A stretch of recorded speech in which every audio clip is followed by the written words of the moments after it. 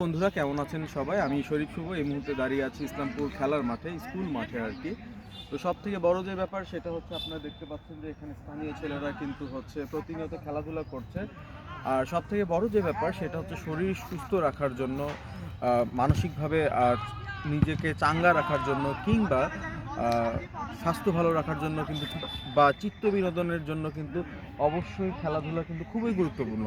আর সবথেকে বড় যে ব্যাপার সেটা হচ্ছে সমসাময়িক সময়ে ছেলেপেলেরা, বিশেষ করে উঠতি বয়সী তরুণ ছেলেপেলেরা কিন্তু দেখা যাচ্ছে মাদকের দিকে বেশি জড়িয়ে যাচ্ছে আর স্মার্টফোন আসক্তিতে ভুগছে। তো সেই জায়গা থেকে যদি আমার জায়গা থেকে যদি আমি একটা কথা বলি নিজের মতো করে, সেটা হচ্ছে খেলাধুলার বিকল্প আসলে কোনো কিছু নেই।